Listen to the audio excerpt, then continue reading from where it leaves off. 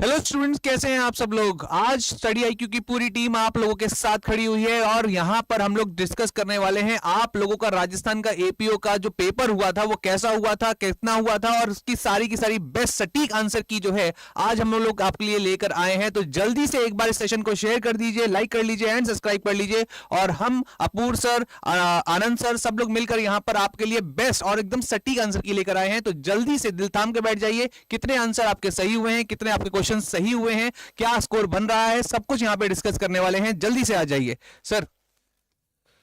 चलिए तो अब जल्दी से पहले अब हम स्टार्ट करते हैं डायरेक्टली, क्योंकि टाइम वेस्ट नहीं करेंगे। उससे पहले अमित सर का एक जो है स्टार्टिंग रिमार्क ले लीजिए, फिर हम स्टार्ट करते हैं। जी हाँ, तो बच्चों देखो, सबसे पहले अगर आप ट्रैवल कर रहे हैं कहीं पे भी, अपने हाथ में कलम ले लो और अपनी क्वेश्चन पेपर को सामने रख लीजिए और मार्क करते जाइए। आखिर में देखना कि कितने बन रहे हैं। जल्दी से शुरुआत करते हैं। All the best. चलिए चलिए अब बिना टाइम वेस्ट करे स्टार्ट करते हैं। चलो आ जाओ। देखो, राजस्थान एपीओ का पेपर कंप्लीट हो गया। एक साल से पहले का नोटिफिकेशन है। बहुत सारे लोग इसका इंतजार कर रहे थे। पेपर आप सभी लोगों का अच्छा गया होगा। पेपर का जो मॉडल था वो हमने यहाँ पर देखा कि पूरी तरीके से हमें जो है मॉडरेट लेवल देखने को मिल रहा है, क्योंकि जिन लोगों का लैंग्वेज पे कमांड नहीं था उनको पूरी तरीके से यहाँ पर इस पेपर में जो है बहुत ज्यादा कठिनाई हुई है और बहुत ज्यादा दिक्कतें फेस की हैं। लेकिन अब हम पहले अब आंसर्स को मिलाएंगे। मैं ज्यादा टाइम आपका नहीं लूंगा, मैं क्वेश्चन पढ़ूंगा और डायरेक्ट आपको जो है इसके आंसर बताने वाला हूं। फिर हम जो है क्या कहते हैं, जिससे कि आप डायरेक्टली 1 घंटे के 1.5 घंटे के बाद ये डिसाइड कर पाए कि आपका कितना जो है आपके नंबर बन रहे हैं और क्या इसका प्रिडिक्टेड कट ऑफ रहेगा। और प्रिडिक्शन कट ऑफ के लिए मैं आपका यहां पर पोल भी लगवा दे रहा हूं कि आप बताइए कि कितनी कट ऑफ जा सकती है, उस पर आप आंसर कर सकते हैं। पहला क्वेश्चन है, excise duties defined under the Rajasthan excise act 1950। Rajasthan अबकारी अधिनियम 1950 के अंतर्गत अबकारी शुल्क की परिभाषा दी गई है। 4 ऑप्शन आपको यहां पर देखने को मिल रहे हैं। तो इसका जो करेक्ट आंसर है, अगर हम बात करें इस क्वेश्चन की, तो यहां पर आपको देखने को मिलेगा कि जो इसका करेक्ट आंसर होने वाला है वो इसका होने वाला है ऑप्शन नंबर 4। ठीक है, सेक्शन नंबर 3 क्लॉज 6 में हमें जो है राजस्थान एक्साइज एक्ट के अकॉर्डिंग एक्साइज ड्यूटी को डिफाइन किया गया है। ठीक है, इसी के साथ अगर हम दूसरे क्वेश्चन पे चलें तो पॉक्सो से रिलेटेड हमारा ये जो है पूरी तरीके से क्या पूछा गया है, ऑफेंस पूछा गया है। तो पॉक्सो की अगर हम बात करें तो यहां पर आप देखिएगा कि आपको बताया पूछा गया है कि एग्रीगेटिव जो है sexual assault under section 9 of POCSO act जो है क्या है। ठीक है, तो 4 ऑप्शन आपको यहां पर देखने को मिल रहे हैं। पहला ऑप्शन है intentionally touching the private part of the child in public, squeezing breast of a child in a washroom of the school by a person private school. ठीक है, पियोन ऑफ प्राइवेट स्कूल। तीसरा है physical contract with the child with sexual intent but without जो है penetration, touching the breast of child with the sexual intention, या फिर question not attempted. तो जो सेकंड क्वेश्चन का सही आंसर है, अगर हम बात करें एग्रीगेटिव जो है सेक्सुअल असॉल्ट की, तो यहां पर जो है आपको देखने को मिलेगा निजी स्कूल के चपरासी द्वारा स्कूल के बाथरूम में एक बालक के स्तन को दबाना। Option number 2 is the correct answer of this question number 2। ठीक है, नेक्स्ट क्वेश्चन पर अगर हम आते हैं तो नेक्स्ट क्वेश्चन आपको देखने को मिलेगा, दैट इज क्वेश्चन नंबर 3। ये भी आपको पॉक्सो से देखने को मिल रहा है। यहां पर आपसे पूछा गया कि सेक्सुअल हरेसमेंट कौन से सेक्शन में पॉक्सो के डील करता है। तो सेक्सुअल हरेसमेंट आप क्लियरली देखोगे कि सेक्शन नंबर 11 है आपका। क्या है बच्चा? सेक्शन नंबर 11 है, जहां पर आपको बताया गया है पूरी तरीके से कि सेक्सुअल हरेसमेंट क्या होता है पॉक्सो के अंदर। दूसरी इंपॉर्टेंट बात कि सबसे पहले इस सेशन को लाइक तो कर दो यार, और लाइक करके सारे उन ग्रुप में शेयर कर दो जहां जहां पर आपने राजस्थान एपीओ के साथ में अपने दोस्तों के साथ तैयारी की है। जल्दी से एक बार लाइक और शेयर हो जाए, फिर हम सेशन को आगे कंटिन्यू करते रहते हैं। ठीक है, क्वेश्चन नंबर 4 कह रहा है doctrine of transfer of malice under Indian Penal Code. ठीक है, इंडियन पीनल कोड के अंदर कौन सा सेक्शन है जो हमारे जो है किसके बाद डील करता है, आपके ट्रांसफर ऑफ मैलिस से डील करता है। तो इसका जो सही आंसर है दैट इज ऑप्शन नंबर जो है 3, सेक्शन 301। ठीक है, धारा 301 जो है हमारी इससे डील करती है। तो 3 is the correct answer of this question. इसी के साथ अगर हम नेक्स्ट क्वेश्चन पर चलें तो यहां पर आपसे क्या पूछा गया है, सबसे पहले क्वेश्चन को पढ़िएगा। इंटरेस्टिंग क्वेश्चन है, who among the following person may be charge and tried together. ठीक है, क्या कह रहा है कि निम्नलिखित में से व्यक्तियों को किस पर एक साथ आरोप लगाए जा सकते हैं और विचारण किया जा सकता है। अब यहां पर 4 ऑप्शंस आपको देखने को मिल रहे हैं, और चारों ऑप्शंस की अगर मैं आपसे बात करूं तो यहां पर आपको देखने को मिलेगा the correct answer of this question is जो है ऑप्शन नंबर 3। ठीक है, क्या कह रहा है, person accused of different offences committed the offence in the course of same transaction. तो ऐसे सारे लोग को हम क्या कर सकते हैं, एक ही ट्रायल में चार्ज करके इन पर आरोप लगा सकते हैं और ट्रायल इनका चला सकते हैं। तो 3 is the correct answer of this question. Clear? Next question पर आइए, दैट इज क्वेश्चन नंबर 6। अब क्वेश्चन नंबर 6 देखिएगा आपका किससे है, प्रोबेशन ऑफ ऑफेंडर एक्ट 1958 से है। और प्रोबेशन ऑफ ऑफेंडर एक्ट की बात करें, what is the amount of penalty in the case of offender falling to observe the condition of bond first time under the probation of offender act 1958। ठीक है, यहां पर कह रहा है अपराधी परिवीक्षा अधिनियम 1998 के अंतर्गत बाद पत्र की शर्तों का अनुपालन में अपराधी के प्रथम बार असफल होने की दिशा में जो है सख्त की राशि क्या हो सकती है। चार ऑप्शन देखने को मिल रहे हैं, up to 100 rupees, not exceeding 50 rupees, up to 200 rupees, not less than 50 rupees. तो यहां पर आपको देखने को मिलेगा the correct answer of this question is option number B. B जो है 2 इसका करेक्ट आंसर है, तो इसका आपका दूसरा ऑप्शन क्या हो जाएगा, बिल्कुल सही आंसर हो जाएगा। नेक्स्ट क्वेश्चन पर आते हैं, दैट इज क्वेश्चन नंबर 7। ठीक है, child in conflict with law. ठीक है, अब ये आपका किसका क्वेश्चन है, आपको पढ़ने से ही पता लग रहा होगा, child in conflict with law, JJ act. सीधे चले जाइए जेजे एक्ट पे, तो इसका क्या लिटरल मीनिंग है। तो 7th क्वेश्चन का जो सही आंसर होगा दैट इज ऑप्शन नंबर 1। ठीक है, child in conflict law, conflict in law का मतलब क्या है, conflict with law, a child who is alleged to और found to have been committed an offence and who has not completed the 18 year of age on the commission of such offence. तो कि जिस दिन किसी भी बच्चे ने अपराध किया है वो पूरी तरीके से जो है क्या कहते हैं 18 साल से कम की उम्र का था, उसको हम जो है child in conflict with law बोलेंगे। तो यहां पर ए जो है इसका सही आंसर हो जाएगा। First is the correct answer of जो है option question number 7। Next question पर आइए, किसकी बात कर रहा है, सेक्सुअल ऑफेंस अमेंडमेंट एक्ट 2019 केम इनटू फोर्स। ठीक है, किसकी बात कर रहा है, कि पॉक्सो की बात कर रहा है, कि पॉक्सो में जो 2019 का जो है क्या आया है, अमेंडमेंट आया है, वो आपका जो है कहां पर आया। तो पॉक्सो में जो 2019 का अमेंडमेंट आया है वो फोर्स में आया था बेटा 16 अगस्त 2019 को। कब आया था बच्चा, 16 अगस्त 2019 को ये पूरी तरीके से फोर्स में आया था। नेक्स्ट क्वेश्चन है आपका जो है, आपको देखने को मिलेगा कि निम्नलिखित में से कौन सा मैग्नोनेट केस के से जाना जाता है। ठीक है, which one of the following is the मैग्नोनेट केस। तो यहां पर आपको देखने को मिलेगा क्वेश्चन नंबर 9 थोड़ा कंफ्यूजिंग है उन सारे लोगों के लिए जिन्होंने इसको जो है अच्छे से नहीं पढ़ा होगा। The correct answer of this question is Queen versus Dudley versus Stephen. ठीक है, तो यहां पर क्यून बनाम Dudley versus Stephen is the correct answer. एक जो है इसका बिल्कुल सही जवाब हो जाएगा। ठीक है, तो first is the correct answer of this question. इसके साथ अगर हम बात करते हैं क्वेश्चन नंबर 10 की, तो क्वेश्चन नंबर 10 आपका किससे है, सेक्शन नंबर 167 ऑफ सीआरपीसी से। क्या पूछ रहा है कि कौन सा केस हमारा जो है 167 सीआरपीसी से रिलेटेड नहीं है। तो यहां पर अगर आप इस क्वेश्चन को ध्यान से पढ़ेंगे तो आपको देखने को मिलेगा पहला केस जो है आपका यहां पर जो है सीआरपीसी के 167 से रिलेटेड है, दूसरा भी रवि प्रकाश वाला भी, और state of MP versus Rustam तो लैंडमार्क केस है ही 167 का। तो इसका जो करेक्ट आंसर है ऑप्शन नंबर जो है 3। ठीक है, राजू वर्सेस स्टेट ऑफ जो है बिहार का केस आपका रिलेटेड नहीं है किससे, 167 ऑफ सीआरपीसी से। क्लियर? नेक्स्ट क्वेश्चन पर आइए, that is question number 11। Question number 11 किसके बारे में बात कर रहा है, which one of the following section of the schedule caste and schedule tribe prevention of atrocity act 1989 related to the punishment of of atrocities. ठीक है, कि हमारे एससी एसटी एक्ट के अंदर एट्रोसिटी की परिभाषा या फिर नॉट परिभाषा, पनिशमेंट कहां पर प्रोवाइड की गई है। तो punishment of offence of atrocities की अगर हम बात करें तो यहां पर आपको देखने को मिलेगा कि ऑप्शन नंबर 4 इसका जो है क्या है, पूरी तरीके से सही आंसर है। सेक्शन 3 में इसको परिभाषित किया गया है। मूविंग अहेड, नेक्स्ट क्वेश्चन पर आते हैं। ये एक प्रॉब्लम आपको यहां पर दी गई है, यहां पर क्या कह रहा है, इसको ध्यान से पढ़िएगा। The question is whether A was in Calcutta on a given day, A statement in the diary of the disease solicitor regularly kept in the course of business that on a given day the solicitors attend A at the place of mention in Calcutta for the purpose of conferring with him upon the specified business is a relevant fact under which one of the section of Indian Evidence Act। ठीक है, तो यहां पर आपको 4 sections दिए गए हैं और चारों सेक्शन में अगर आप इसको ध्यान से पढ़ोगे तो ये जो पूरी तरीके से कहां पर रिलेवेंट होंगे, जो है आपका ऑप्शन नंबर 2 32 क्लॉज 2 के अंदर ये जो है रिलेवेंट रहने वाले हैं। क्लियर? तो यहां पर देखने को मिलेगा कि आपका जो है सही आंसर क्या हो जाएगा, option number B is the correct answer of this question. इसी के साथ साथ अगर हम बात करें क्वेश्चन नंबर 13 की, विच one of the following is not included in the definition possession of arms under section 2C। अब देखिए आर्म्स एक्ट का एक पूरा क्वेश्चन,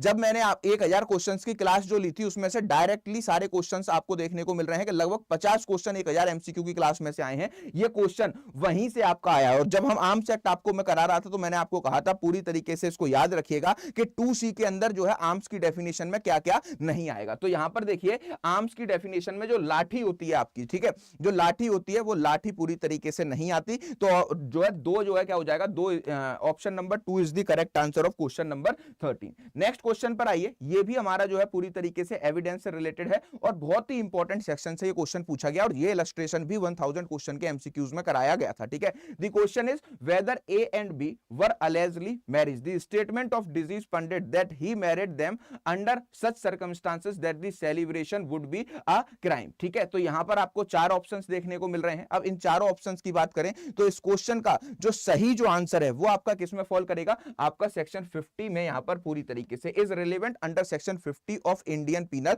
कोड। तो एक जो है क्या है बच्चा, इसका बिल्कुल सही आंसर है। क्लियर। इसी के साथ में अगर हम क्वेश्चन नंबर 15 पर चलते हैं, 15वें क्वेश्चन पर आइए। 15वां क्वेश्चन हमारा जो है किससे रिलेटेड है, आपके Rajasthan public examination prevention of unfair means act 1992 से जो है आपका है, ठीक है। क्या कह रहा है, are applicable to which one of the following examination, ये जो है किस किस एग्जामिनेशन पर एप्लीकेबल है। तो यहां पर आपको देखने को मिलेगा कि 3 ऑप्शन आपको दिए गए हैं और तीनों ही ऑप्शन को अगर आप देखोगे तो इसका जो करेक्ट आंसर हो जाएगा that is option number 1 A, B और C, ठीक है। ये जो है तीनों ही जो एग्जामिनेशन के यहां पर नाम दिए गए हैं इन तीनों पर ही जो है एप्लीकेबल होता है। तो A is the correct answer of question number 15। Question number 16 पर आइए। 16 क्या कह रहा है कि राजस्थान एक्साइज एक्ट 1950, ठीक है, सेक्शन 3 क्लॉज 18 के अंदर जो है किसको डिफाइन किया गया है। तो राजस्थान एक्साइज एक्ट 3 क्लॉज 18 को अगर आप पढ़ोगे तो आपको देखने को मिलेगा कि यहां पर जो है आपको किसको जो है पूरी तरीके से आपको देखने को मिलेगा कि पचवई को डिसाइड किया गया है, ठीक है। तो ऑप्शन नंबर 4 16 का जो है क्या हो जाएगा, 4 जवाब बिल्कुल सही हो जाएगा। तो D is the correct answer of this question. 17 पर आते हैं। 17 यहां पर आपका पॉक्सो से रिलेटेड है। क्या कह रहा है आपसे, under the protection from a sexual offence act 2012 whoever commits a sexual assault on the child and attempt to murder the child shall be punished with the imprisonment either description for a term which shall not be less than, ठीक है। तो यहां पर जो है आपका question number 17 का जो करेक्ट आंसर है दैट इज 7 ईयर, ठीक है। कम से कम जो है 7 साल की तो पनिशमेंट दी जाएगी, इससे कम की सजा यहां पर जो है नहीं दी जा सकती है। क्लियर। नेक्स्ट है question number 18, match of the following का क्वेश्चन है। आईपीसी का डायरेक्ट हमारा क्वेश्चन हमें देखने को मिल रहा है। तो अगर आप इस क्वेश्चन को पूरी तरीके से मैच करेंगे तो यहां पर आपको देखने को मिलेगा कि A is the correct answer of this question, ठीक है।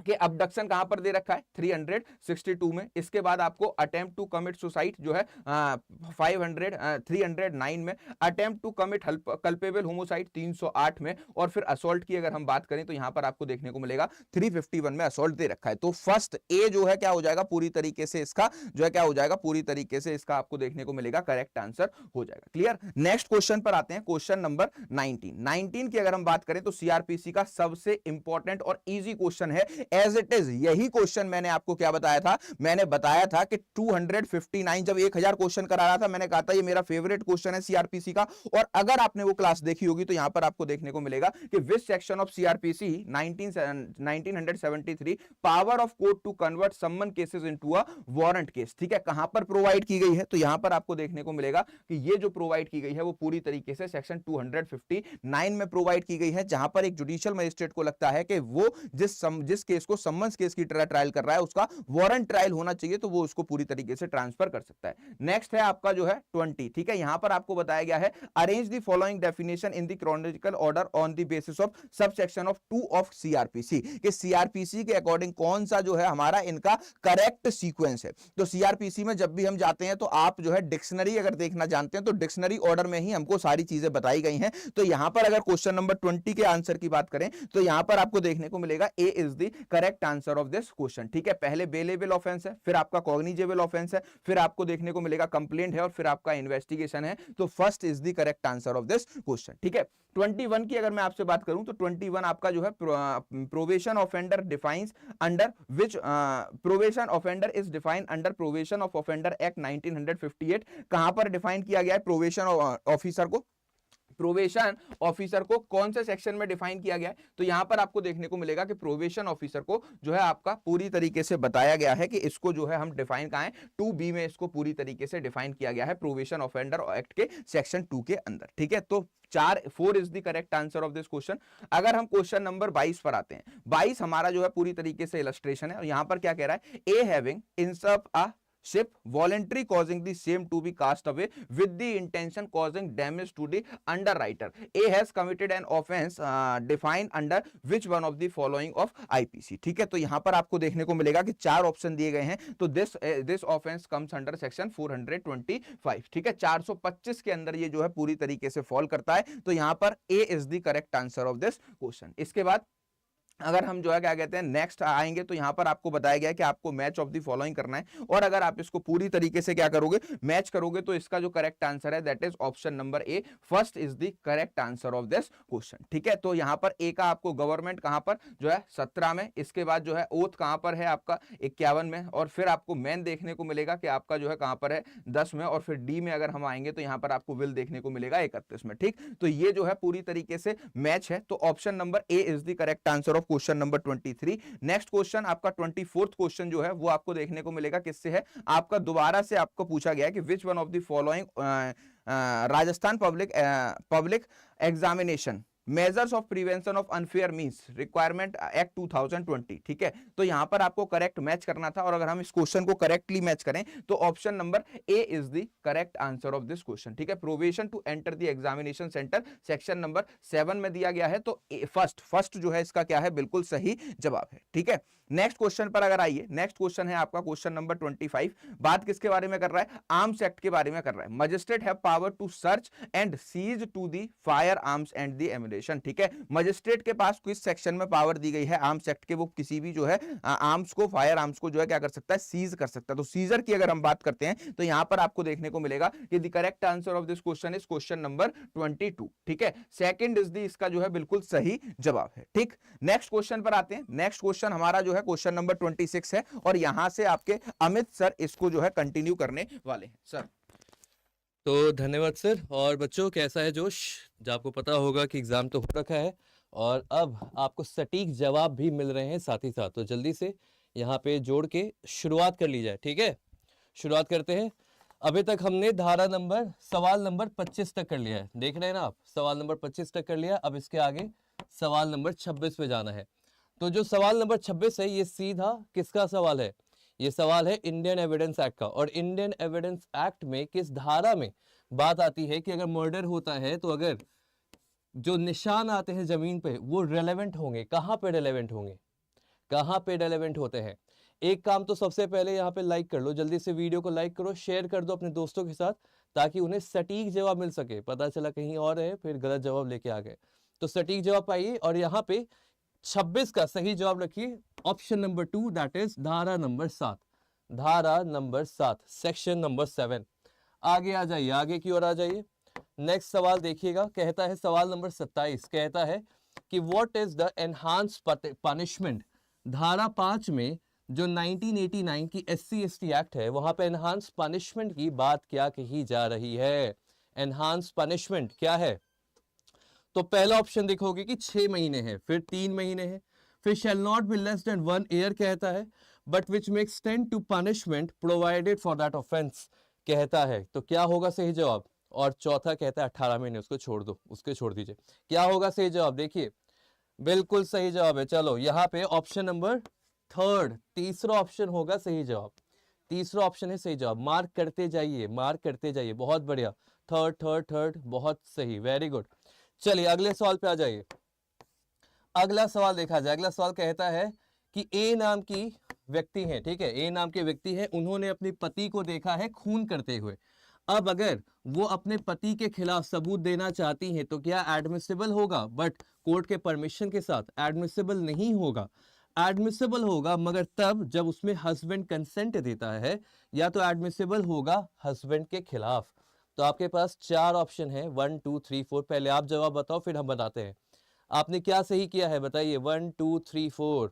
और साथ ही साथ शेयर कर लो, जल्दी से वीडियो शेयर कर लीजिए, जल्दी। Very good. बलविंदर जी कह रहे हैं 4 4 4 4 4 44,444, क्या बात है।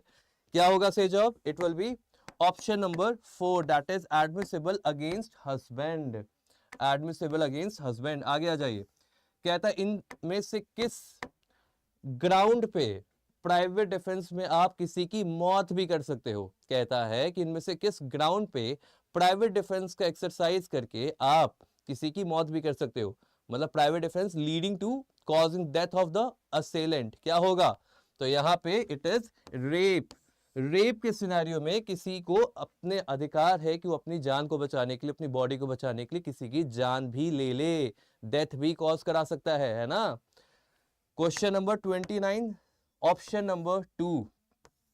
सवाल नंबर 30 देखिएगा, सवाल नंबर 30 कहता है कि जब कोई क्रिमिनल एक्ट होता है और वो बहुत लोगों के द्वारा किया जाए इन फर्दरेंस ऑफ कॉमन इंटेंशन, धारा नंबर 34, धारा भी बता दो, धारा नंबर 34 की बात हो रही है। तो क्रिमिनल कॉमन इंटेंशन की बात की जा रही है, आईपीसी की, है ना। यहाँ पे लिखा जा रहा है सर वो सर डर लग रहा था कहीं गलत ना हो। अरे सब सही है, एकदम टेंशन मत लो, लिखते जाओ, है ना, लिखते जाओ। क्या होगा? तो कहता है each of such person is liable for that act in the same manner as if it is had been done by him alone. Principal offender कहता है होगा नहीं, सभी को अपना अपना पार्टिसिपेशन नहीं होगा, such person liable of his own conduct नहीं हुआ। क्या होगा? ऑप्शन नंबर फर्स्ट, 30 का पहला है सही जवाब, 30 का पहला होगा सही जवाब। आगे आ जाइए, अब आता है 31। अब देखो यहाँ पे जोड़ना है, ठीक है, क्या करना है? जोड़ना है। 31 का जवाब क्या होना चाहिए बताया जाए। अब देखिए डाइंग डिक्लेरेशन, डाइंग डिक्लेरेशन कहां पे है? 32 क्लॉज 1 में है। तो ए का हो गया 2, A2 रुको जोड़ लेते हैं, साथ ही में जोड़ते हैं, हम और आप साथ में मिलकर जोड़ेंगे। अब पहला तो होगा नहीं, चौथा भी होगा नहीं, पांचवा होगा नहीं, A2 है ना। अब कहता है who may testify professional communication, communication during marriage, during marriage का है 122 में है, तो डी का हो गया 3, डी का हो गया 3, मतलब ऑप्शन नंबर 3 क्या होगा सही जवाब? देख लीजिए ऑप्शन नंबर 3 देख रहे हैं, 31 का तीसरा होगा सही जवाब। ठीक है, आगे आ जाइए। आगे कहता है कि आपका जो ये Rajasthan public examination prevention act है, इसे गवर्नर का एसेंट कब मिला है? सवाल नंबर 32, इसे गवर्नर का एसेंट कब मिला है? ध्यान से देखिएगा, कहता है Rajasthan public examination prevention of unfair means act को कब मिला है गवर्नर की एसेंट? तो ये मिला है 8 नवंबर को, 8 नवंबर 1992 को। अगले सवाल पे आ जाइए, कहता है सवाल number 33, Which of the following is not a correct match under the protection of children from sexual offences Act, POCSO act के तहत? धारा 6 sexual assault, aggravative penetrative sexual assault धारा 5, पेनिट्रेटिव सेक्सुअल असॉल्ट धारा 3, punishment for penetrative sexual assault धारा 4। क्या गलत है? धारा नंबर, सवाल नंबर 33 क्या गलत है? तो यहाँ पे जो गलत जवाब है that is option number 1, that is sexual assault धारा 6। बाकी तीनों सही हैं, ऑप्शन नंबर 1 होगा सही जवाब। आगे आ जाइए, आइए सर, शशांक सर, चलो जल्दी से देखो। इसमें एक चीज और आप लोग को बता दूं, मैंने आप लोगों को कल ही पढ़ाया था ये चीज कि जो ये डेफिनेशन क्लॉज हमेशा आएगा, और इसमें मैंने बताया था कि जो डेफिनेशन है वो इवन आपके ऑड नंबर की होती हैं और जो पनिशमेंट होती है वो इवन नंबर की होती हैं। तो आप देख सकते हैं कि ये वैसा ही क्वेश्चन आया हुआ है। तो सीधे देखिए ये कौन सा गलत है, क्योंकि इस डेफिनेशन लिखी है तो यहाँ पे आपका ऑड नंबर होना चाहिए था, और ये इवन में दिया गया है, देख रहे हो ना। चलिए ठीक है, कट ऑफ प्रेडिक्शन, और यहाँ पे आपको कमेंट सेक्शन में दिख रहा होगा कि कट ऑफ क्या हो सकता है, तो वोट करिए कि आपको क्या लगता है कट ऑफ क्या होना चाहिए राजस्थान का। चलिए अगले सवाल पे आ जाइए। अब अगला सवाल, सवाल नंबर 34 है, तो 34 को देखिए क्या कहता है। 34 कहता है which of the following section of probation offender act deal with the probation officer to be confidential? Section 10 7 9 6, सवाल नंबर 34, सवाल नंबर 34 क्या होगा सही जवाब? इट इज धारा नंबर 7, सेक्शन नंबर 7। आगे आ जाइए। आगे कहता है कि कौन who shell establish a court of session for every session division? Governor, state government, high court, president of India? Question not attempted. चलो भाई साहब बताया जाए। तो यहाँ पे सवाल है सवाल नंबर 35। ठीक है, यहाँ पे पोल कंप्लीट हो गया है और ज्यादातर व्यक्ति ये कह रहे हैं कि 70 से 75 का कट ऑफ होना चाहिए। चलो ये भी बताएंगे अभी, है ना। चलिए बताया जाए, सवाल नंबर 35 क्या होगा सही जवाब? It will be the state government, the state government. अब चलो अगले सवाल देखिए, ए नाम का व्यक्ति लकड़ी काट रहा है अपनी कुल्हाड़ी से, वहां पे बच्चे भी खेल रहे थे। अचानक कुल्हाड़ी उड़ के किसी बच्चे के सर पे लगती है, वो बच्चा मर जाता है। ए पे क्या इल्जाम लगेगा? Culpable homicide not amounting to murder, no offence, causing death by negligence, murder. क्या लगेगा? सवाल नंबर 36। सवाल नंबर 36 क्या है? It is negligent. उसका नेग्लिजेंट बिहेवियर के कारण किसी की मौत हो गई, कॉजिंग डेथ बाय नेग्लिजेंस। अगले सवाल पे आ जाइए। अनफेयर मीन्स को डिफाइन कहां पे किया गया है? Prevention of unfair means act में। सवाल नंबर 37 कहां पे किया गया? अनफेयर मीन्स को डिफाइन कहां पे किया गया? याद रखिएगा, it is section number 2 clause F. Section number 2 clause F, ठीक है। चलिए अगले सवाल पे आ जाइए। अगले सवाल पे आ जाइए। सवाल नंबर 38 और 39 साथ ही साथ देखते हैं, ठीक है।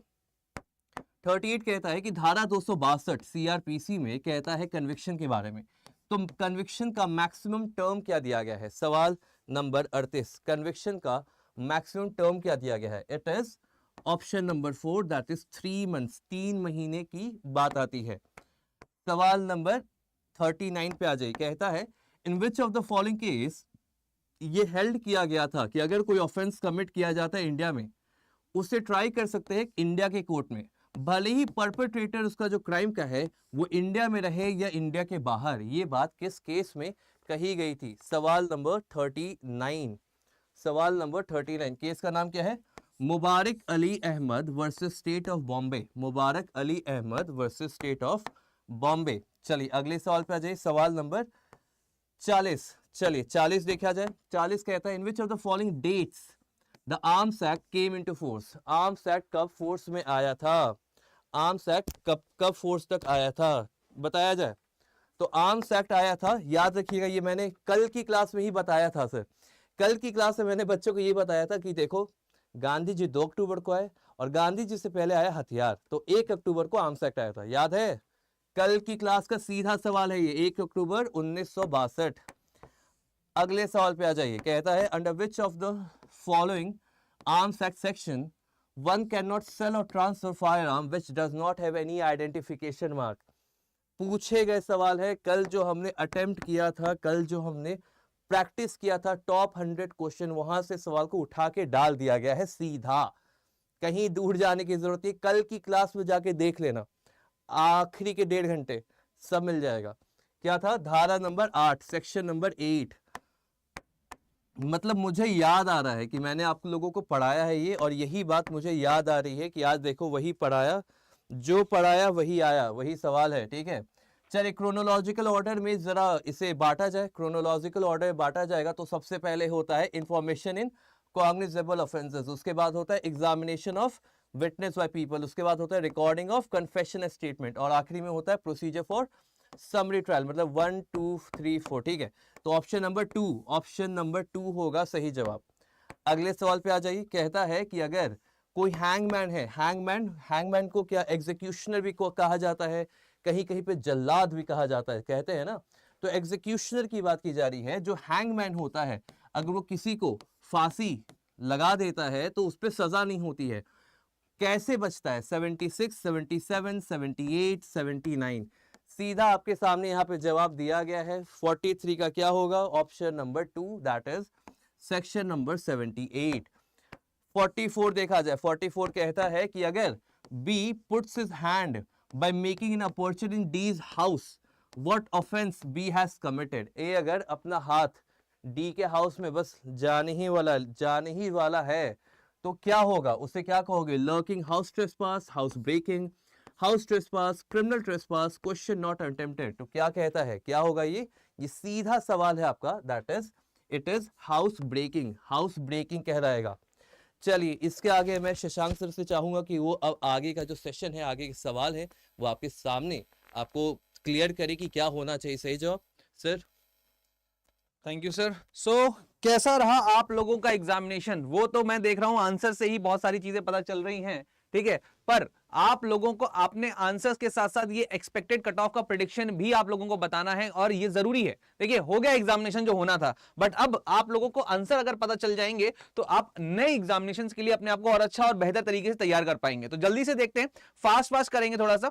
Who can be appointed as special public prosecutor? भाई सीधी सी बात है, कौन कर सकता है? तो जिसका एक्सपीरियंस कम से कम 10 साल का तो हो, भाई सीधी सी बात है 10 साल होना ही होना चाहिए, ठीक है। तो क्या हो जाएगा 45 का अगर हम लोग देखें तो option number 4 is the right answer. Option number 4 is the right answer. अब देखिए क्वेश्चन 46 क्या बोल रहा है। 46 कह रहा है कि भाई साहब Y gives grave and sudden provocation to A, A on his provocation fires a pistol at Y, neither attending nor knowing himself to be likely to kill Z, who is near him, but out of the sight A kills Z। तो भाई क्या हो जाएगा? भाई सीधी सी बात है, यहां पर अगर हम देखें तो क्या ऑप्शन हो जाएगा? ऑप्शन यहां पर, अच्छा यहां पे चारों ऑप्शन देख लीजिए जरा ध्यान से। तो क्या आ जाएगा इसका आंसर? इसका आंसर हो जाएगा आपका सीधा सीधा यहां पे जाएंगे, A has committed the offence of culpable homicide not amounting to murder, क्योंकि मर्डर नहीं करना चाहता था। एक्सेप्शंस में आएगा यहां पर, ठीक है, एक्सेप्शंस में आएगा।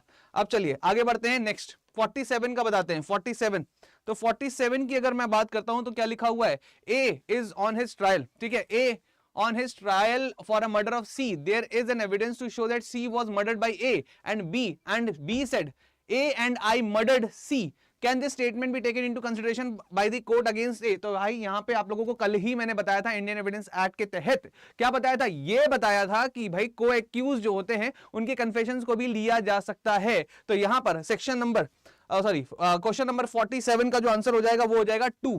क्या यहां पे no statement be against A can not be taken into consideration? क्यों ध्यान समझिएगा, ए का केवल ट्रायल चल रहा है, ठीक है, ए का ट्रायल चल रहा है, ए और बी का नहीं। There is an evidence to show C was murdered by A and B and I had murdered सी।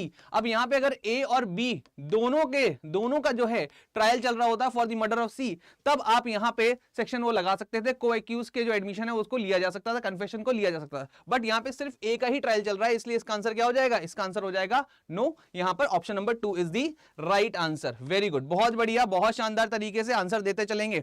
चलिए भाई 48 अगर आप देखोगे, विच of the following provision, JJ act की बात हो रही है यहाँ पे। जेजे एक्ट बहुत अच्छे से पढ़ाया है, पूरा यहाँ पर हम लोगों ने आप लोगों को अच्छे से जेजे एक्ट कंप्लीट कराया था। जल्दी से बताएंगे इसमें क्या पूछ रहा है?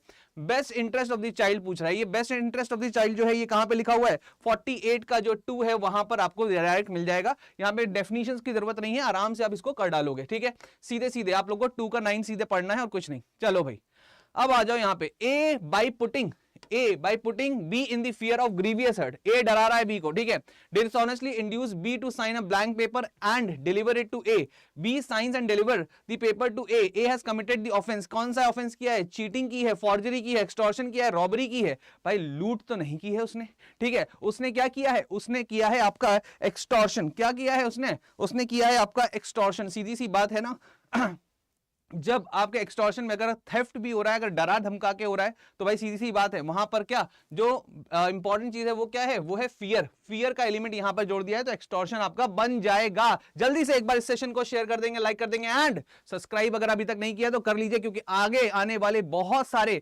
आपके लिए चीजें होने वाली हैं स्टडी IQ जुडिशरी पर, ठीक है। चलो भाई आगे बढ़ते हैं, आगे देखते हैं 50 में क्या लिखा हुआ है। 50 में लिखा हुआ है क्या? When during the course of inquiry under juvenile justice, ठीक है, the child completes the age of 18 years, then the board will, क्या करेगा बोर्ड? तो भाई सीधी सी बात है, बोर्ड हमेशा एक्सपेक्ट वही करता है कि हाँ भाई जब उसका जो कमीशन हुआ था क्राइम का तब वो कितने साल का था, ठीक है। तो यहाँ पे आंसर क्या हो जाएगा? क्वेश्चन नंबर 50 का आंसर हो जाएगा option number 4, continues the inquiry and may pass order treating the child as continuing a child. Child ही रहेगा, क्योंकि जब कमीशन हुआ था तब वो चाइल्ड था, तो अभी हम उसको चाइल्ड ही मानेंगे, इस बात को याद रखना है।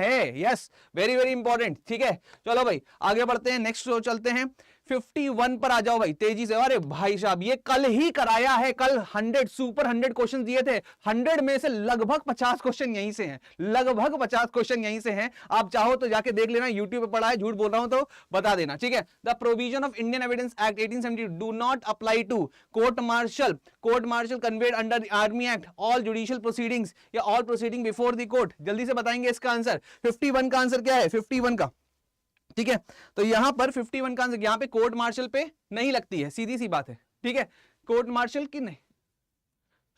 अच्छा चलिए यहां पर अगर हम लोग जाते हैं तो 51 जो है, एक सेकंड रुकेंगे बस, 50 की बात का आंसर नहीं, ठीक है, चलिए भाई जल्दी से बताएंगे इसका आंसर। यस यस, बहुत इंपॉर्टेंट है। तो आप बीएनएसएस में कोर्ट मार्शल इंक्लूड हो गया है, ठीक है, बट यहां पे आप आंसर देंगे सभी लोग। चलिए भाई जल्दी से इसका आंसर दे दीजिए सभी लोग यहां पर एक बार। और 51, अच्छा 52 को बताने से पहले, 52 को बताने से पहले मुझे एक बार बता दीजिए, सेशन को शेयर कर दीजिए, लाइक कर लीजिए। और मैंने भी अभी तक सेशन को जो शेयर करना था शेयर कर देता हूं जल्दी से एक बार। और उसके बाद आप लोग जल्दी से मुझे बता दीजिए कि कितना कितना कट ऑफ आ रहा है। भाई कट ऑफ जरूरी है, ठीक है, कट ऑफ आप लोगों के कितने कितने बन रहे हैं, एक्सपेक्टेड कितना है आप लोगों का, जल्दी से बताएंगे एक्सपेक्टेड कितना है जल्दी से। यस, वेरी वेरी इंपॉर्टेंट, जल्दी से बता देंगे सभी लोग इसका आंसर। और ठीक है, चलो भाई, proceeding under section 258 of CrPC can be stopped by magistrate if the summon case institute upon the complaint in the summon case instituted otherwise than the complaint in a warrant case instituted upon the complaint, या both 1 and 2। तो इसका answer, ठीक है, इसका answer जो होगा वो क्या होगा भाई, सीधी सी बात है, जब सफिशिएंट ग्राउंड्स नहीं मिलते, जब सफिशिएंट ग्राउंड्स नहीं मिलते हैं तो फिर आप लोगों का यहां पर आंसर क्या है, तो तब वहां पे इंस्टीट्यूट कर सकते हैं। In a summons case instituted upon the complaint, ठीक है, in a summons case instituted otherwise upon the complaint, या इन अ वारंट केस। अब 259 क्या है, 259 है आपका समन केस को कब वारंट केस में बदला जा सकता है, समन केस को वारंट केस में कब बदला जा सकता है। तो इसका आंसर हो जाएगा ऑप्शन नंबर 4, 1 and 2, ठीक है, 1 and 2 is the right answer. इस बात को ध्यान रखेंगे, ठीक है। चलिए 52 का यहां पर आंसर, ओहो सॉरी गलती हो गई क्या मुझसे, ओके ओके सॉरी सॉरी, चलिए ये हो गया आपका 52 का सेकंड। चलिए आगे बढ़ते हैं, नेक्स्ट चलते हैं 53 पर आ जाइए। 53 पर, in which section CrPC the provision for bail to require accused to appear before next appellate court has been made। बहुत शानदार तरीके से क्वेश्चन पूछा गया, जल्दी से एक बार इस सेशन को शेयर करना है, लाइक करना है एंड उसके बाद सब्सक्राइब भी करना है। चलिए तो यहां पर आता है 53 की अगर हम लोग बात करें तो ये है ऑप्शन नंबर 1, ऑप्शन नंबर 1 है 437A, याद रखेंगे 437A याद रखेंगे। इसके बाद अगर हम लोग बात करते हैं 54 की, ठीक है, 54 की अगर हम लोग बात करते हैं तो क्या लिखा हुआ है यहां पर, a person finds valuable ring lying on the road and without knowing to whom it belongs, sell it immediately, he has committed the offense। भाई सीधी सी बात है, किसी की कोई संपत्ति है तुम्हारे पास रखी हुई है, तुम तुरंत ही उसको बेच दोगे क्या, किसी की ना किसी की तो होगी, भले ही उस समय वो नहीं है तो बाद में तो हो सकता है। तो जल्दी से इसका आंसर देंगे। 54 का क्या आंसर होगा, 54 का आंसर होगा 3, ठीक है, क्रिमिनल मिस एप्रोप्रिएशन हो गया है, जानबूझकर तुमने उसका पैसा लूटा है, ठीक है, आपका क्रिमिनल मिस एप्रोप्रिएशन यहां पर इसका आंसर आ जाता है। 403 सेक्शन जो है वो यहां पे इंक्लूड होता है। नेक्स्ट, द प्रोविजन, अब यहां पे the provision of code of procedure chapter number 8 की बात हो रही है, 10 की बात हो रही है, 11 there of shall not apply to Manipur, Nagaland, Tripura, Meghalaya. तो यहां पे आंसर आ जाता है क्या, आपका आंसर आ जाएगा, क्या आ जाएगा जल्दी से बताएंगे, नागालैंड, नागालैंड इसका आंसर आ जाएगा। जल्दी से एक बार अमित सर को भी बुला लेते हैं, जल्दी से आ जाइए, जल्दी से, यस सर आ जाइए, यस बहुत इंपॉर्टेंट है, ठीक है। नेक्स्ट आ जाइए जल्दी से, विच of the following combination is correctly match, यहां पे विच of the following combination is correctly match है, जल्दी से बताएंगे इसका answer. Yes, very very important, बहुत बढ़िया, बहुत अच्छे से यहां पे सभी लोग आंसर दे रहे हैं, पर आंसर जो यहां पर आ रहे हैं उसको एक बार जल्दी से शेयर करो भाई, इसको जल्दी से एक बार शेयर करो। एक्सपेक्टेड कट ऑफ का जो प्रेडिक्शन है उसको भी जल्दी से लिख दो, ठीक है।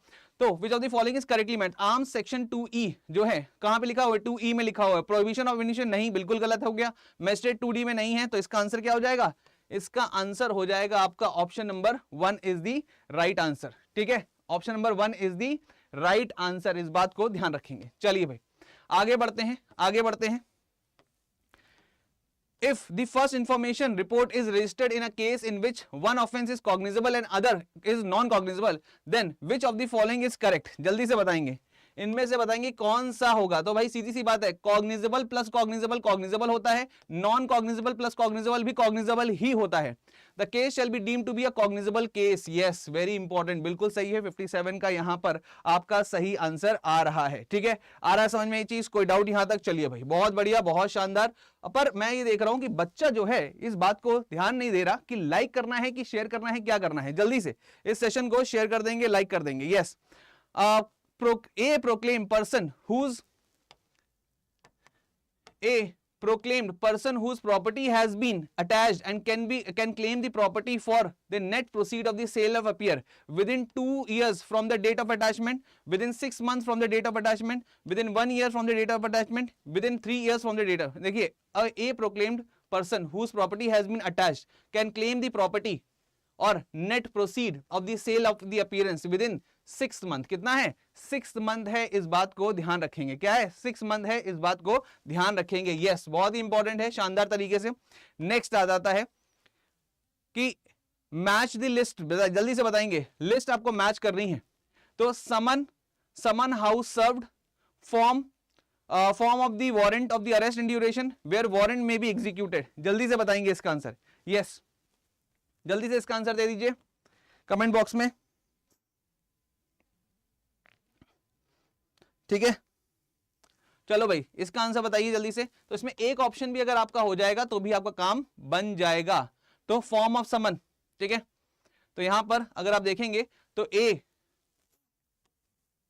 का 3, बस option number A is the right answer, option number A is the right answer, ठीक है। अरे क्या हो रहा है,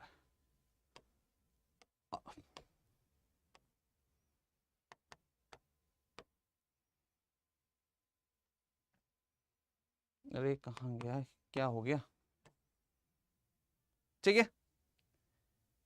यहां पे ए का 1, तो आपका आ गया option number 2 is the right answer. चलिए हटाइए, नेक्स्ट यहां पर आ जाते हैं 60 की अगर हम लोग बात कर लेते हैं तो जल्दी से बताएंगे यहां पे explanation of which section of Indian Penal Code state that mere pecuniary benefit is not benefit within the meaning of section 88, 89 and 92 of the code, जल्दी से बताएंगे, yes एक बार जल्दी से सेशन को शेयर कर देंगे, yes वेरी इंपॉर्टेंट, सिंपल है।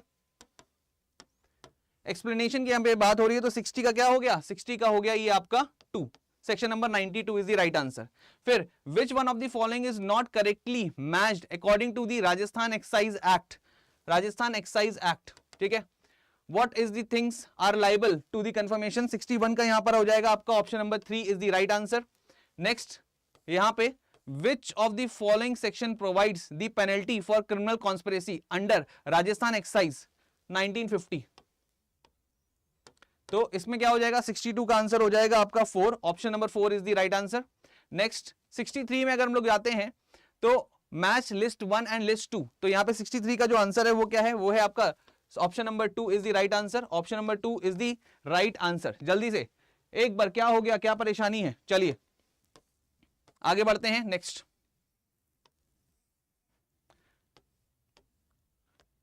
इन द जुवेनाइल जस्टिस, ठीक है, the child means a person who has not completed the age of, जल्दी से बताएंगे यहां पर क्या हो जाएगा, आपका हो जाएगा 18 years of the age, 18 years of the age. When under the Juvenile Justice Act 2015 the board passes an order that there is a need for the trial of the child, it will transfer the case to CGM या court of session या children's court, कहां पे चला जाएगा ये, तो ये आ जाएगा आपका 65 का 4, चिल्ड्रंस कोर्ट में चला जाएगा, कहां पे चला जाएगा, चिल्ड्रंस कोर्ट में चला जाएगा।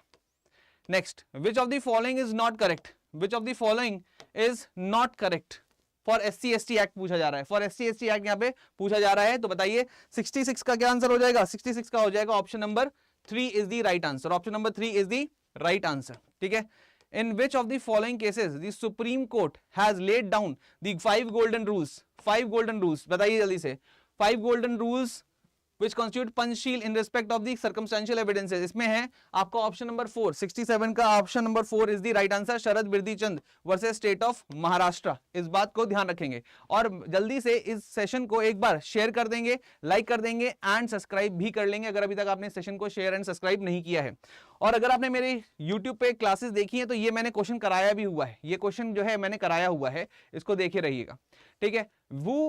Who can be punished under section 59 of Rajasthan excise act पूछा जा रहा है, 68 जो है उसका ऑप्शन नंबर क्या हो जाएगा, option number 4 is the right answer, ठीक है। ऑप्शन नंबर 4 यहाँ पे sorry option number 4 is the right answer, A, B, C and D, A, B, C and D is the right answer. Druggist, chemist, apothecary, keep of dispensaries, ठीक है, सभी यहां पर हो जाएंगे। इसके बाद आगे बढ़ते हैं 69, Who among the following came with the purview of the court? जल्दी से बताएंगे इसमें। तो आर्बिट्रेटर नहीं आता, ठीक है। जज, personally legal authorise to take evidences, magistrate आता है। तो यहां पर देखिए पूछा जा रहा है कि डज नॉट कम्स, तो option number A is the right answer, और sorry 1 is the right answer, ठीक है। याद रहेगा ये चीज, कोई डाउट यहां तक। चलिए 69 तक हम लोग ने यहां पे कर लिए हैं, अब 70 पर हम लोग आ जा रहे हैं, और 75 के बाद चलिए 70 तक हम लोग कर लेते हैं, पहले 70 कर लेते हैं। The question is whether an obstruction to the harbor is caused by certain sea walls. The fact that other harbor similarly situated in other respect, but there were no such sea wall begins to obstruct at about the same time is relevant under which section of Evidence Act? तो जल्दी से बताएंगे, बहुत ही simple सा question है। 70 का यहाँ पे आपका आंसर हो जाता है option number section number 46, option number 3 is the right answer, ठीक है।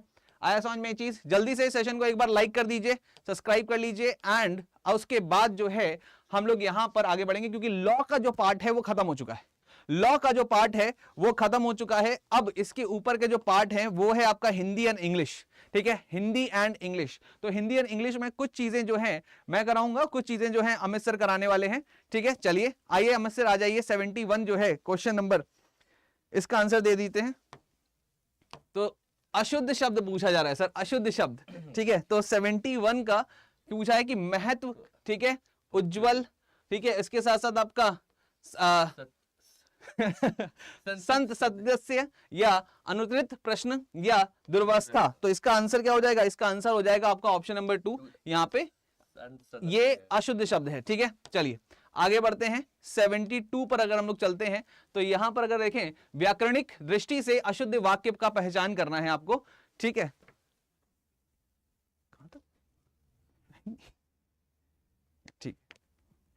ठीक है, चलिए तो इसका आंसर दे देते हैं। यहां पर अगर मैं आगे बात करूं तो पूछ रहा है घर में उनके कई बच्चे हैं, घर में उनके कई बच्चे हैं, इस बात को ध्यान रखेंगे। तो ठीक है भाई, इनके बच्चे हैं तो क्या कर सकते हैं। इसके बाद यह बात हर कोई जानता है, मुझे तुम्हारा काम पसंद है, यह लोग क्या करते हैं, या आपको लास्ट वाला नॉट ऑप्शन जो आपको यूज करना है। तो 72 का आंसर हो जाएगा 1। उनके घर में उनके कई बच्चे हैं, उनके घर में कई बच्चे हैं, ये आंसर होना चाहिए था, ठीक है। पर आपका पहचान कर लिया आपने, अशुद्ध शब्द का पहचान कर लिया है।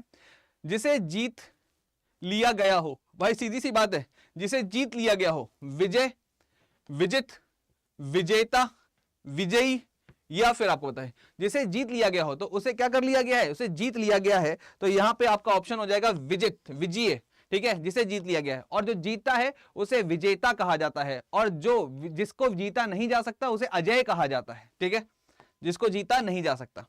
किस विकल्प में उपयुक्त विलोमता नहीं है पूछा जा रहा है, ठीक है। 74 का हम सीधे जाएंगे। यहाँ पे अनिवार्य, निवार्य, ठीक है। अनिवार्य का मतलब होता है एसेंशियल, तो ये अननेसेसरी होना चाहिए था, तो ये आपका गलत है। वैकल्पिक यहाँ पे बिल्कुल सही था, ऑप्शन भी सही लिखा है, option number 4 is the right answer. किस विकल्प में सही संधि विच्छेद नहीं है, सही संधि विच्छेद नहीं है, आपको बताना है, ठीक है। अब यहां पर क्या है सेक्शन इसका, तो सबसे पहले अभिश्रित, अभी प्लस इसरित, तो यहां पे अभी जो है छोटी ई की मात्रा और फिर यहाँ पे ई होना चाहिए था, तो यही आपका सही आंसर है। इसमें नहीं है ये, ठीक है, इस बात को ध्यान रखेंगे, इसमें ये चीज नहीं है, तो ये आपका अशुद्ध तरीके से यहाँ पे ई की मात्रा यहाँ पे जुड़नी चाहिए थी। चलिए आगे बढ़ते हैं। हिंदी वर्तनी की दृष्टि से शुद्ध शब्द बताएं, कौन सा यहाँ पे सबसे शुद्ध शब्द है वो आपको बताना है। तो ये आप लोगों को दिख भी रहा होगा, क्वेश्चन नंबर 76 जो है वो आपको देखना है। तो संन्यास, यहाँ पे अगर बिंदी लग गई है तो ना नहीं आएगा, तो ये तो गलत हो गया आपका, ठीक है। कैलाश, कैलाश होता है, तो कैलाश बिल्कुल सही लिखा हुआ है यहाँ पे। कैलाश जो है डबल ए, यहाँ पे डबल मात्रा आने वाली है, तो ये आपका आंसर बिल्कुल सही हो गया है, ठीक है, बिल्कुल यहाँ पर सही हो गया है, इस बात को ध्यान रखेंगे। चलिए अब आगे बढ़ते हैं और देखते हैं, ठीक है। इसके बाद लिखा हुआ है अविभार्व शब्द उपसर्ग रूप से प्रयुक्त हुआ है क्या, जल्दी से बताएंगे। तो 77 का यहां पर आपको आंसर देना है। तो अव्य या फिर आविर या फिर अवि या फिर अव्य, जल्दी से बताएंगे। तो इसका आंसर जो है 77 का जो है वो क्या है, वो है 1। 77 का क्या है आंसर, 1 इसका आंसर है। यहाँ पे र की जो मात्रा है वो र जो है वो आधा लगेगा, ठीक है, आधा लगेगा, इस बात को ध्यान रखेंगे। चलिए भाई, इसके बाद अगर हम लोग आगे बढ़ते हैं, ठीक है, तो हम लोग पहुंच रहे हैं कहां पे, 78 पर, ठीक है। 78 की अगर हम लोग बात करें, निम्न में से अशुद्ध वाक्य पहचानिए।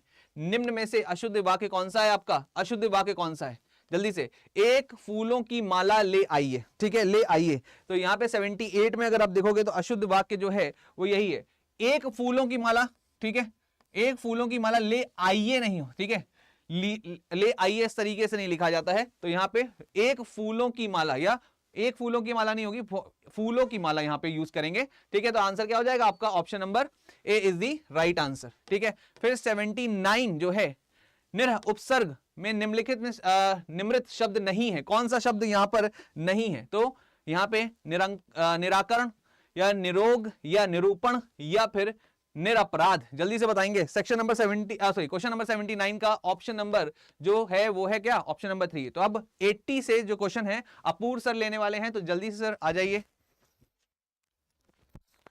चलो दोस्तों, अब आते हैं आगे अगले क्वेश्चन पर, ठीक है। इंग्लिश हिंदी के क्वेश्चन है, तो यहाँ पर ज्यादा टाइम नहीं लूंगा मैं आपका, अगले 10 मिनट में मैं इसको 10 या 5 मिनट में खत्म करेंगे। क्वेश्चन नंबर 80 को अगर हम बात करें तो वर्तनी के दृष्टि में कौन सा शब्द अशुद्ध है, ठीक है। अशुद्ध शब्द पूछा गया है, 5 ऑप्शन आपको यहाँ पर देखने को मिल रहे हैं। और क्वेश्चन नंबर 80 की अगर हम बात करें तो यहाँ पर आपको देखने को मिलेगा कि महात्म्य, ये शब्द जो है पूरी तरीके से अशुद्ध है, इसको सही तरीके से नहीं लिखा गया है। तो 4 जो है क्या हो जाएगा, इसका करेक्ट आंसर हो जाएगा, ठीक है। अब फटाफट से एक बार जो है इसको जल्दी से शेयर मार दो, लास्ट टाइम चल रहा है, 20 क्वेश्चन रह गए इंग्लिश हिंदी के। इसका मैं बिल्कुल एग्जैक्ट करेक्ट आंसर आपको बताकर आप सभी से विदा लूंगा। शुद्ध वाक्य क्या है, यहां पर आप देखो शुद्ध वाक्य पूछा गया क्वेश्चन नंबर 81 में, ठीक है। तो अभी अगर हम बात करें शुद्ध वाक्य की, तो यहां पर सबसे नमस्ते, ठीक है, तो सबको नमस्ते सही है, बिल्कुल ठीक है। 8 बजने को 10 मिनट कम है, ठीक है, 8 बजने में 10 मिनट कम है। नानक ने अपना जो है सार धन साधुओं को बांट दिया, ठीक है, मतलब क्या कह रहा है, नानक ने अपना सार धन साधुओं को बांट दिया। ये और चौथा है, यह काम करने की जो चाहत है, ठीक है, यह काम करने की जो चाहत है। तो यहां पर यह भी हमारा गलत है। तो इसका जो करेक्ट आंसर आपको पूरी तरीके से देखने को मिलेगा 81 का, सी इज द करेक्ट आंसर, ठीक है। 3 मेरे हिसाब से जो है पूरी तरीके से सही है, बाकी अशुद्धियां डायरेक्ट दिख रही हैं, लेकिन ये जो है बेस्ट ऑप्शन यहां पर हमें दिख रहा है, इस वजह से ये इसका सही आंसर है। नेक्स्ट पर आइए, अप्रेजल परिभाषित शब्द का हिंदी रूप है, ठीक है। अब यहां पर अप्रेजल का जो हिंदी रूप क्या है, मतलब आपको डायरेक्ट हिंदी वर्जन बताना है, तो यहां पर आपको देखने को मिलेगा कि अप्रेजल मतलब आपका जो है ऑप्शन नंबर ए फर्स्ट आंसर सही है, मूल्यांकन। नेक्स्ट आइए 83 पर, व्यंजन संधि का उदाहरण क्या है, ठीक है। तो व्यंजन संधि की उदाहरण की अगर हम बात करें तो यहां पर आपको पूरी तरीके से देखने को मिलेगा कि 83 का जो करेक्ट आंसर है दैट इज वागिशी, ठीक है। क्या है इसका आंसर, क्या हो जाएगा, व्यंजन संधि का उदाहरण जो है आपका वागिशी रहने वाला है। तो 4 is the correct answer of this question, 4 इसका बिल्कुल सही जवाब है। नेक्स्ट, रेफरेंस शब्द की हिंदी परिभाषित रूप नहीं है, ठीक है। रेफरेंस का कौन सा हिंदी परिभाषित रूप नहीं है, यहां पर ये याद रखिएगा, नहीं पूछ रहा है। कुछ लोगों ने इसका सही लगा दिया होगा, वो उनका क्वेश्चन गलत हो गया होगा। संदर्भ, ठीक है, हवाला या फिर पराश्रम या फिर जो है निर्देशी जो है या फिर अनुपस्थित प्रश्न। तो यहां पर 84 का जो आपको सही आंसर देखने को मिल रहा है दैट इज परामर्श, ठीक है। परामर्श जो है हमारे रेफरेंस वर्ड से किसी भी तरीके से जो है क्या नहीं करता है, आपका किसी भी तरीके से आपको देखने को मिलेगा कि आपका जो है रिलेट नहीं करता। इसी वजह से 3 इसका जो है 84 का सही आंसर है। नेक्स्ट क्वेश्चन पर आते हैं, किस विकल्प में वाक्यांश के लिए दिया गया सब उपयुक्त नहीं है। वाक्यांश के लिए दिया गया सब उपयुक्त नहीं है, उपयुक्त नहीं है इसका मतलब क्या होगा, यहां पर आपको देखने को मिलेगा कि देखो ये जो क्वेश्चन है इसमें पूरी तरीके से चारों ऑप्शंस में से कोई भी नहीं है। तो इसका या तो आयोग आपको जो है पूरी तरीके से जो है क्या कहते हैं ये आंसर देने वाला है, या फिर इस पर ऑब्जेक्शन है। अब मैं इसका आंसर आपको कोई भी बता नहीं रहा हूं, ठीक है। I will not tell the answer, because जब आंसर की आएगी उसी से मैच करना होगा। तो इस पर मुझे भी डाउट है, तो इसको नहीं बता सकते। जो हमारे हिंदी इंग्लिश के एजुकेटर हैं उन्होंने हिंदी के इस क्वेश्चन पर डाउट बताया। नेक्स्ट अब आपके इंग्लिश के क्वेश्चन है। इंग्लिश हमारी देखिए, हिंदी अगर हम देखें तो हिंदी हमारी जो है पूरी तरीके से क्या है, पूरी तरीके से जो है क्या कहते हैं, यहां पर आपको देखने को मिलेगा कि इजी आई है, लेकिन इंग्लिश बच्चों को थोड़ी टफ लगी, जो अब तक आपके जो है क्या आ रहे हैं पूरी तरीके से आ रहे हैं। अब यहां पर आप वोट करिएगा कि आपका कट ऑफ कितना रहने वाला है, क्योंकि इसके बाद 4:30 बजे मैं आपके लिए सेशन लेकर आने वाला हूं, जहां पर हम हर कैटेगरी की जो है पूरी तरीके से कट ऑफ को डिस्कस करेंगे। तो कट ऑफ वाला सेशन हम जो है 4:30 पर लेंगे। अगला क्वेश्चन है fill in the blank, choose the correct जो है आंसर। तो यहां पर आपको देखने को मिलेगा कि 86 का जो सही आंसर है दैट इज ऑप्शन नंबर 4, ठीक है। हैव हैड इसमें आएगा, ठीक है। When we have had our dinner, ठीक है, I went for a walk, ठीक है। तो 4 इसका जो है सही उत्तर है, ठीक है। नेक्स्ट आइए 87 पर। 87 पर आपको यहां पर पूरी तरीके से देखने को मिलेगा कि 87 का जो करेक्ट आंसर है दैट इज ऑप्शन नंबर जो है क्या कहते हैं 4। इसका भी जो है चौथा ऑप्शन क्या है, बिल्कुल सही आंसर हो जाएगा, ठीक है। इसके बाद इंग्लिश नहीं किया, किसने नहीं किया, मैं इंग्लिश करा तो रहा हूं, करो जरूर, अभी मैं करा रहा हूं, ठीक है, करा तो रहा हूं इंग्लिश, हिंदी कर दिया, इंग्लिश का हम कर रहे हैं। नेक्स्ट क्वेश्चन है आपका फिल इन द ब्लैंक्स का। तो यहां पर आपको देखने को मिलेगा कि क्या कह रहा है, you dash have helped him, he is only friend of you have, ठीक है, ऑब्लिगेशंस बता रहा है। तो यहां पर आपको देखने को मिलेगा कि जो 88 का सही आंसर हो जाएगा दैट इज ऑप्शन नंबर जो है 3, ठीक है। वुड यहां पर आंसर इसका जो है सही ऑप्शन हमें देखने को मिल रहा है। नेक्स्ट भी हमारा फिल इन द ब्लैंक से था 89, और 89 की अगर हम बात करें तो इसमें बेटा क्या है, पूरी तरीके से डाउट है, ठीक है। This is the HMT watch या फिर this is an HMT watch, ठीक है। तो यहां पर दो ऑप्शन, ए बी जो है ऑप्शन जो है सही जा सकता है, लेकिन यहां पर पूरी तरीके से देखें तो दिस इज दी, ठीक है, HMT वॉच। तो यहां पर हम किसी भी जो है वस्तु को प्रेजेंट कर रहे हैं या फिर आर्टिकल के बारे में बता रहे हैं, किसी चीज की विशेषता बता रहे हैं, तो ऐसे केसेस में दा भी लगता है और यहां पर एन भी हो सकता है। तो ये भी हम जो है डाउट में रखेंगे। अब देखते हैं आंसर क्या सही होगा। लेकिन जो जिन्होंने आपका सेकंड भी लगाया है और फर्स्ट भी लगाया है, दोनों में से बहुत सारी चीजें क्या है, पूरी तरीके से यहां आपको देखने को मिलेगा कि पूरी तरीके से यहां पर जो है देखने को मिलेगा कि आपका जो ये पूरा सेशन है, ठीक है, इस सेशन में क्वेश्चन, 2 क्वेश्चन मैंने आपको जो बताए हैं वो डाउट में रखिएगा, आंसर की पर ही इसके आंसर मालूम पड़ेंगे। नेक्स्ट क्वेश्चन है क्वेश्चन नंबर 90 की अगर हम बात करें तो यहां पर आपको देखने को मिलेगा क्या कह रहा है, चेंज इनटू इनडायरेक्ट। इस सेंटेंस को इनडायरेक्ट में बोलिए। He said to Seema, why did not you put on the brake, ठीक है। तो यहां पर जो है पूरी तरीके से अगर हम इसको चेंज करते हैं किसमें, डायरेक्ट सेंटेंस को जब इनडायरेक्ट में, तो he asked Seema why she had not put on the brake. तो option 1 is the correct answer of this question, ठीक है। फिर आइए आप जो है किस पर, 91 पर। 91 की अगर हम बात करें तो question number 92 fill in the blanks है। यहां पर आपको देखने को मिलेगा the correct answer of this question is option number 2, besides is the correct answer, not beside, besides the teacher होगा, ठीक है। तो ऑप्शन नंबर बी सही आंसर है। इसके बाद अगला क्वेश्चन है, ठीक है, change the following into direct speech. तो यहां पर आपको देखने को मिलेगा कि डायरेक्ट स्पीच की अगर हम चेंज करने की बात करें तो यहां पर इनडायरेक्ट सेंटेंस को डायरेक्ट में जब चेंज कर रहे हैं तो इसका जो करेक्ट ऑप्शन आ रहा है that is option number 4, please don't take any risk said his wife, ठीक है।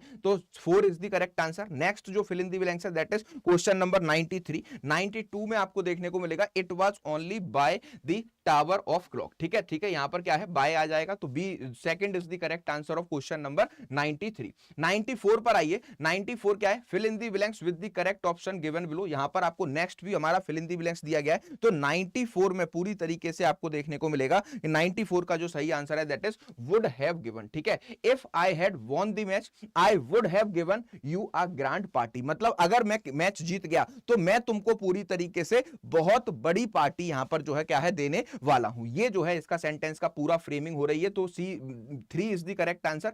नेक्स्ट 95 की अगर बात करें तो ये भी फिल इन द ब्लैंक से इजी क्वेश्चन था। और अगर हम यहां पर देखेंगे तो they have give us each a form to fill in, ठीक है। उन्होंने हमको पूरी तरीके से क्या किया, हर एक इंसान को अलग अलग फॉर्म दिया जिसको कि हमें भर के देना था, ठीक। तो 4 is the correct answer of this question. 95 पर आते हैं, ठीक है। 95 पॉलीगॉटी मींस क्या है, तो यहां पर आपको देखने को मिलेगा 96 का जो करेक्ट आंसर है the person who has command over many languages, ठीक है। ऐसा व्यक्ति जो कि एक से ज्यादा अनेक भाषाओं को बोल सकता है। तो B is the correct answer, second is the correct answer of this question. Next 97, ठीक है, थर्ड लास्ट क्वेश्चन है। 97 की अगर हम बात करें तो यहां पर आपको देखने को मिलेगा कि third, why did you your uncle wrote such letter, ठीक है। एक्टिव को जो है क्या करना था, एक्टिव वॉइस को पैसिव वॉइस में बदलना था। तो यहां पर आपको देखने को मिलेगा कि इसका सही आंसर है ऑप्शन नंबर सी, ठीक है। 3 is the correct answer of this 97। 98 पर आइए, एक और फिल इन द ब्लैंक्स। तो यहां पर आपको देखने को मिल रहा है कि 98 का जो सही आंसर है that is option number A. I was afraid that if I ask him again, he might refuse, ठीक है। पॉसिबिलिटी के बारे में बता रहा है, तो might जो है is the correct answer of this question. First is the correct answer, ठीक है। Now come to the second last, insert the correct form of verb in the following, ठीक है। ये भी आपको जो है क्या करना है, यहां पर आपको जो है पूरी तरीके से देखने को मिलेगा कि verb को insert करना है। तो 99 का जो सही आंसर आ जाएगा इसमें ऑप्शन नंबर जो है डी, ठीक है। क्या कह रहा है, have been paying, ठीक है, have been paying। तो 4 is the correct answer of this question। 4 जो है इसका क्या है, बिल्कुल सही जवाब है। एंड लास्ट क्वेश्चन 100 है, और 100 क्वेश्चन की अगर हम बात करें तो the correct answer of this question is जो है he recommends of selling the, जो है he recommends the selling the house. ठीक है, तो जो है इसका 2 सही आंसर है।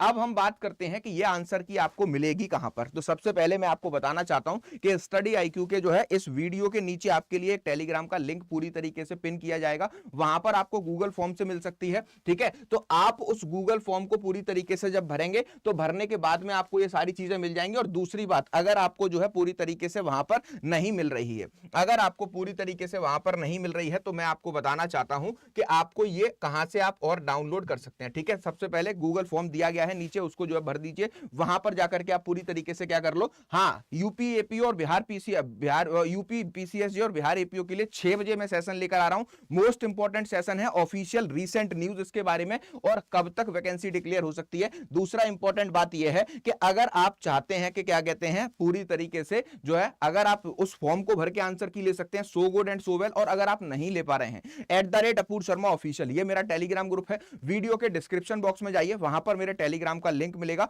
वहां से डायरेक्टली आप क्या कर सकते हैं, मुझसे कनेक्ट करके जो है इसके बारे में सारी चीजें जो है आंसर की को भी ले सकते हैं। और वहां पे ही जो है जो भी क्वेश्चंस पे आपके अगर डाउट होते हैं या फिर जो मैंने नहीं बताए हैं, अगर वो आंसर मिल पाए 2 क्वेश्चनों के तो मैं आपको जरूर दूंगा, लेकिन उन क्वेश्चनों में ही कुछ गड़बड़ लग रही है, अब आंसर की का वेट करना होगा। ठीक है, यहां पर मुझे कनेक्ट कर लीजिए, @अपूर शर्मा ऑफिशियल टेलीग्राम पे सर्च करके आप पूरी तरीके से मुझसे ले पाएंगे। अब एक और इंपॉर्टेंट अनाउंसमेंट है उन सारे लोगों के लिए, राजस्थान एपीओ का तो जो है झंझट अब बवाल हमारा पूरी तरीके से खत्म हुआ।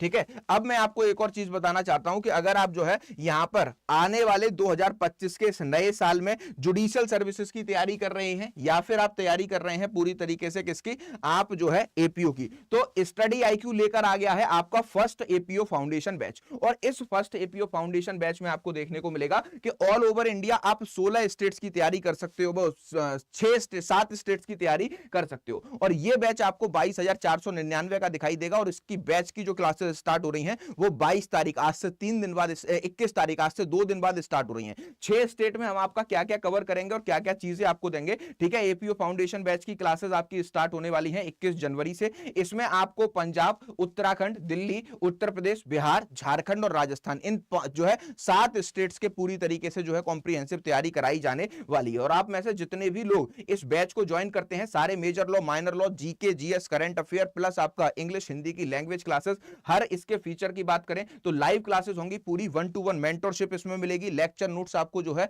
इंग्लिश और हिंदी में बनाकर दिए जाएंगे, डेली बेसिस पर एमसीक्यू है, इंटरव्यू की प्रिपरेशन इस बैच में मिलेगी, करंट अफेयर आपको यहां पर मिलने वाले हैं, इसी के साथ साथ इंग्लिश हिंदी की लैंग्वेज क्लासेस हैं, टेस्ट सीरीज आपको मिलने वाली है, प्लस आपको देखने को मिलेगा कि success in prelims SIP batch आपको यहां पर मिलने वाले हैं। ठीक है, तो यहां पर आप पूरी तरीके से क्या कर सकते हैं, इस बैच को अगर ज्वाइन करना चाहते हैं, जो कि आज से 2 दिन बाद स्टार्ट हो रहा है, 7 स्टेट की एपीओ की तैयारी कराने वाला, तो आप कैसे ज्वाइन कर सकते हैं, बहुत ही सिंपल और इजी प्रोसेस है। 18,000 में ये बैच आपको मिल जाएगा। कैसे मिलेगा, स्टडी आईक्यू की ऑफिशियल वेबसाइट पर जाइए, जब आप ऑफिशियल वेबसाइट पर जाएंगे एपीओ फाउंडेशन बैच देखने को मिलेगा, 22,499 का ये पूरा बैच है। जब आप इसके offer available add promo code पर जाएंगे, एंटर कूपन कोड में जाकर आपको एपीयू का कोड डालना है। जैसे ही आप इस कोड को यहां पर डालेंगे, अप्लाई करेंगे, वैसे ही 24 महीने की वैलिडिटी के साथ, 2 साल की वैलिडिटी के साथ जो है पूरी तरीके से 17,999 में ये बैच आपको दिया जा रहा है। इसी के साथ साथ यहां पर आपको देखने को मिलेगा कि पूरा एपीयू का first foundation batch study IQ judiciary आपके लिए लेकर